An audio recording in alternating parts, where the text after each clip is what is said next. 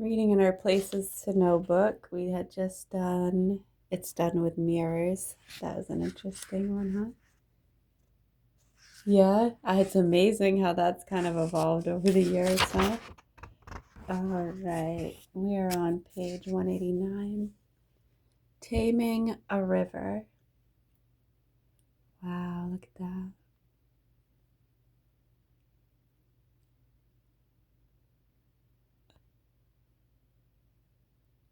Looks like a ship floating through space. Oh, yeah, it does kind of look like that. Taming a River. The once wild Colorado River has been tamed. A mighty dam keeps the river from overflowing and flooding houses and farmlands. Water from the river goes to farms in 3 states. The river also makes electricity for cities as far away as Los Angeles, California.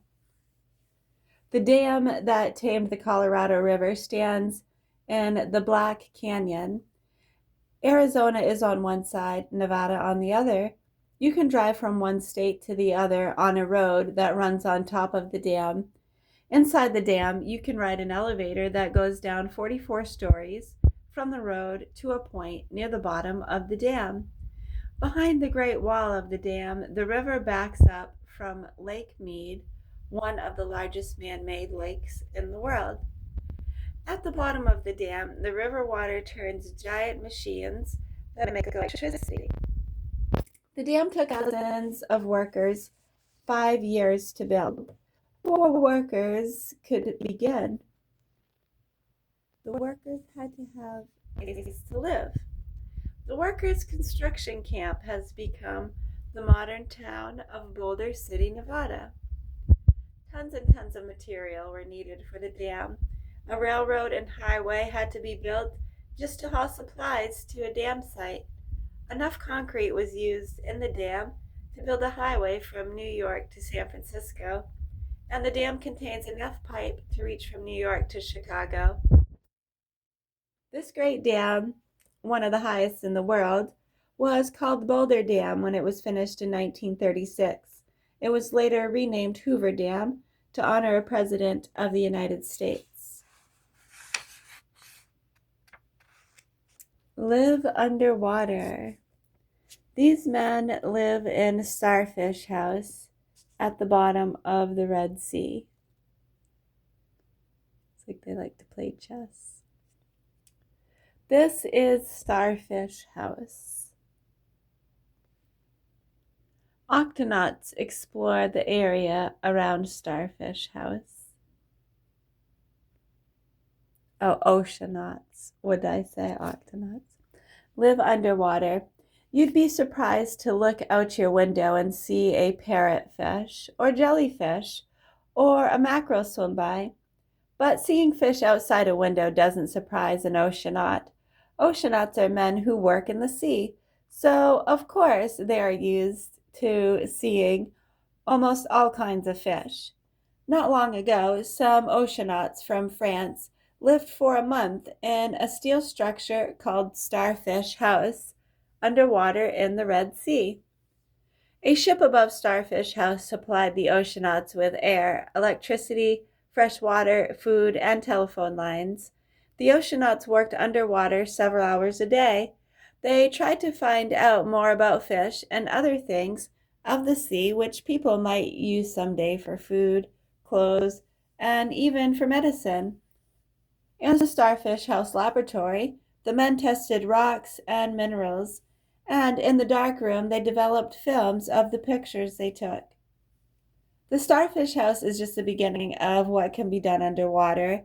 Every year, men explore the oceans and seas in scuba gear, in diving suits, in bathyspheres, and in glass-bottom boats to solve some of the mysteries there. Today, we get most of our food, clothing, medicine, and building materials from the land. But when you grow up, maybe people will get some of these things from the sea.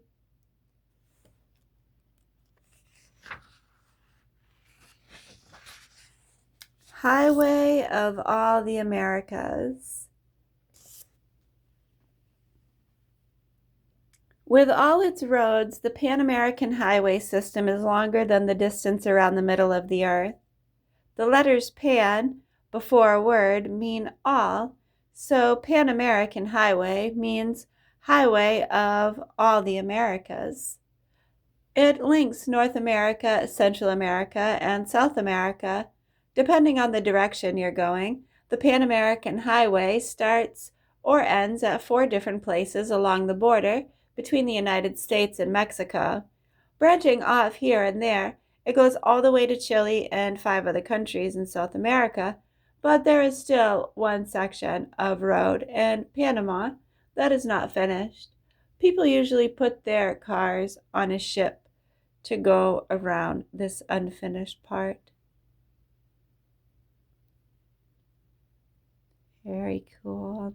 In the next section, where animals are famous. Colosseum.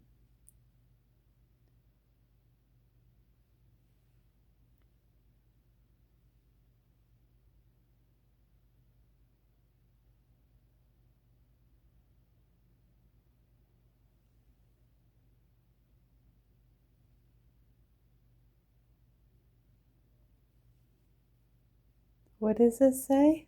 Some kind of park. Tell me what it says. Do you know?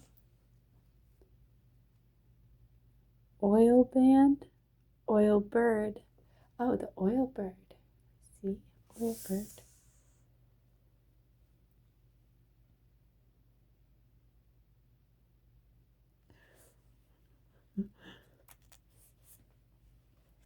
Where can you shoot wild animals? But only with a camera. And where can you see a colony of cats? Where is a place where swallows have a schedule? And where is a fortress for Barbary apes? Where do birds fly inside dark caves? And where do dogs save lives in the mountains? On the next pages, you will find out where.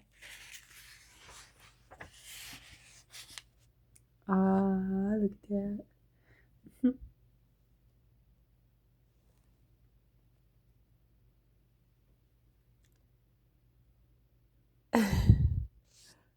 Shooting animals. Would you go hunting ferocious lions, wild elephants, and fierce rhinoceroses without a gun?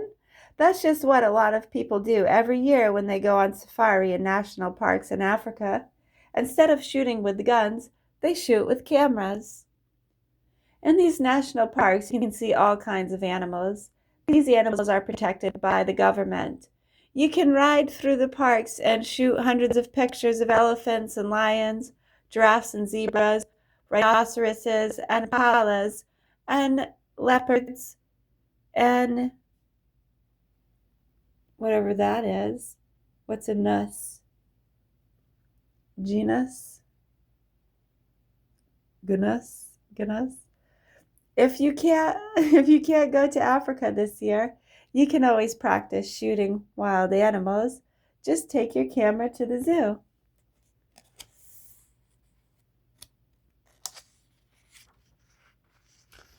Oh, over the years, oh my goodness, yeah, the controversies with that. Good, bad, this, that, some balance, they say. Well, there were some areas, right, where they say not to kill certain animals. Right, imagine them telling you you couldn't, like, shoot a bear in your backyard that maybe tore one of your kids apart. Fuck you, I'm gonna shoot this goddamn bear. Right? No, the tourists will be here. They like to take pictures. I'll give them a fucking picture. Hold on.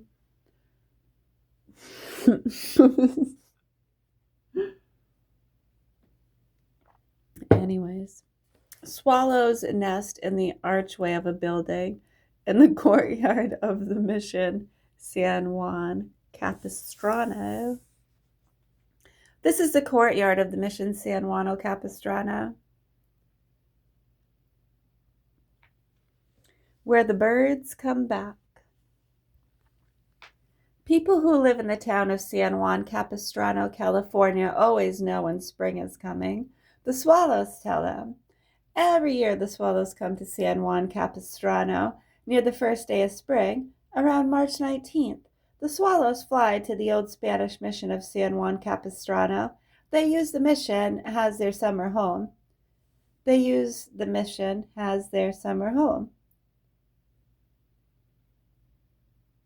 Beautiful. The swallows tell the people of San Juan Capistrano when winter is coming too. Every year the swallows leave the mission around October 23rd. No one knows why the birds come and go when they do, but they always come and go on schedule, and they always return to Capistrano. We who are about to die. Almost 50,000 people roar as fighters called gladiators enter the huge arena. We who are about to die salute you! The gladiators shout to the person staging the show. The gladiators face each other in pairs. They know it's a fight to the death, but if a defeated gladiator really puts up a good fight, the crowd may wave their handkerchiefs. That means they want the man to live. The Romans loved to go to these combats. In the city of Rome, events like these were held in places called the Colosseum. This building is about as big as a modern football stadium. At one time, the arena could be flooded to stage fights between ships. Later, cages and dens for wild animals were put under the arena. The Romans enjoyed fights between the animals and between animals and people, but the most popular of all the fights between were the gladiators. The Colosseum is nearly in ruins now. The gladiators and wild animals are gone. Only tourists and guides and cats are left.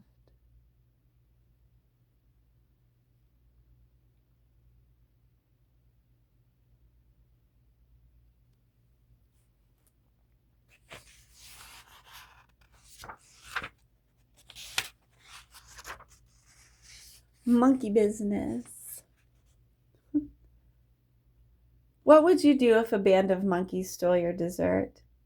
What would you do if monkeys came day after day to steal vegetables from your garden? Such things used to happen to people living in a place called Gibraltar. Gibraltar is a narrow strip of land on the southern coast of Spain.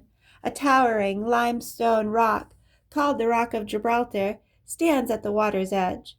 Long ago, the British made Gibraltar a powerful fortress to guard the entrance to the Mediterranean Sea. Barbary apes, the only wild monkeys living in Europe, scamper around Gibraltar. These animals are called apes, but they're really tailless monkeys.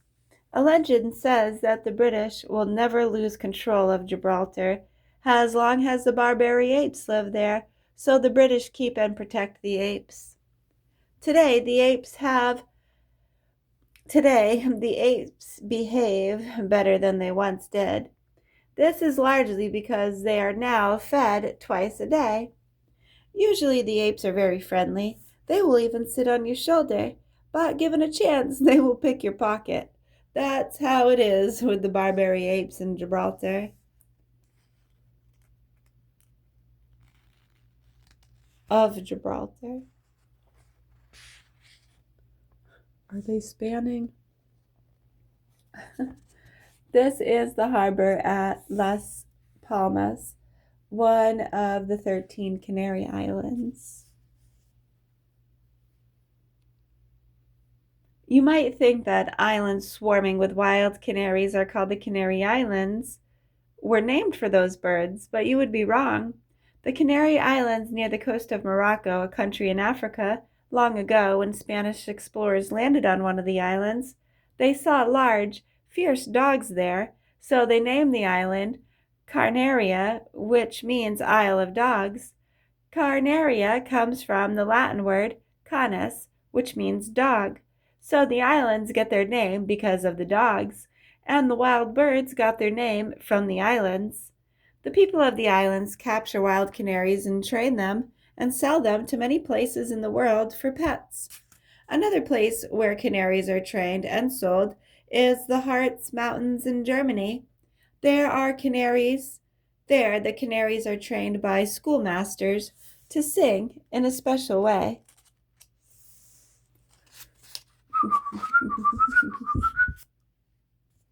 Monks at the Great St. Bernard Hospice in the Swiss Alps still raise St. Bernard dogs. Great St. Bernard Hospice.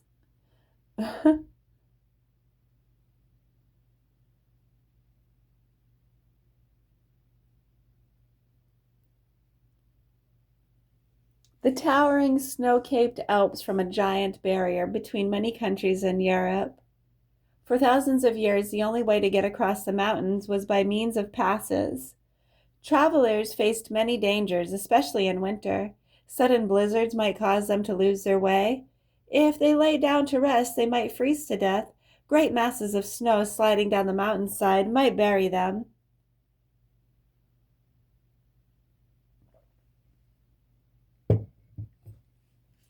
We're having a coffee. Almost 1,000 years ago, Saint Bernard de Menthon built a shelter or hospice at the biggest point in one of the passes between Switzerland and Italy. The shelter was large enough to care for 300 people. In time, the shelter became known as Great St. Bernard Hospice, and the pass has Great St. Bernard Pass. The monks who lived in the hospice dedicated themselves to helping travelers to aid them in their life-saving work. The monks bred, raised, and trained the huge dogs that have come to be known as St. Bernards. The most famous of all these St. Bernards was named Barry. Barry lived more than 150 years ago. He is credited with saving some 40 lives. When he died, his skin was stuffed and mounted. Barry can be seen in a museum in Bern, Switzerland. But times have changed since Barry lived. Lost hikers and skiers are now rescued by helicopters or by specially trained German shepherd dogs. St. Bernards, though, have become a tradition at the hospice, so the monks still breed and raise some of these dogs, and to this day the best dog in each litter is named after Barry, in honor of the brave Barry long ago. Thousands of people visit the Great Stone. Some people visit the Grey Stone Great St. Bernard Hospice each year. Many, of course, want to see the world-famous dogs, now bred and raised mainly as show dogs and pets. Even though the dogs are no longer used for rescue work, people still remember the courage of the St. Bernards and what they did long ago.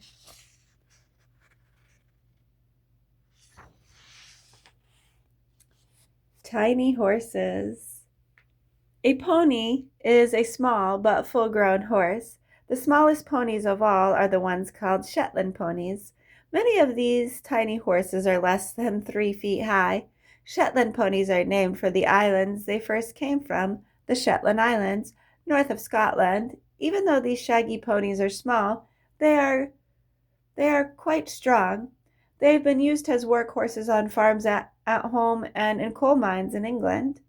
In the United States, the intelligent, sure-footed Shetland is popular as a children's pet. The people of the Shetland Islands also raise small, long-wooled sheep and an unusually small breed of cattle. And to breed their small sheep, cattle, and ponies, they breed small dogs called Shetland sheepdogs. These dogs look like tiny collies.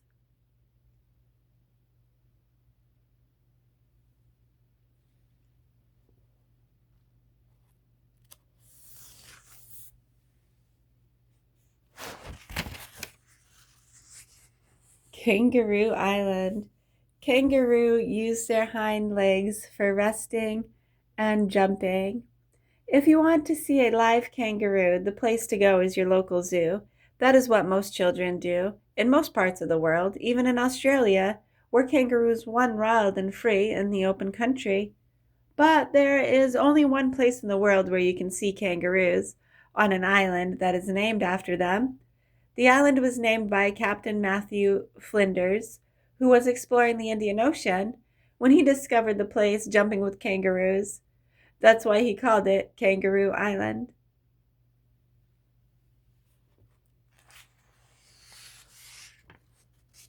Batty birds.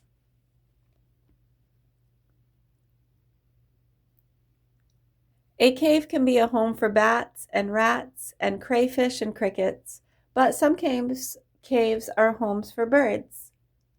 One kind of bird that lives in caves is the oil bird. Oil birds sleep during the day and search for food at night.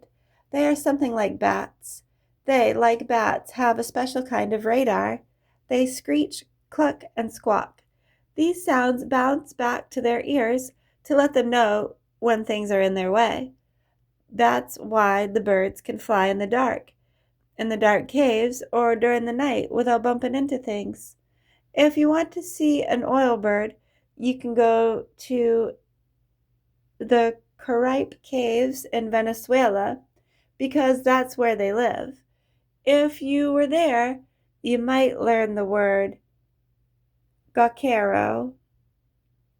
Gauchero. That's what an oil bird is called in Venezuela. Gauchero. Very cool. How to be a statue. I'll be reading that section next.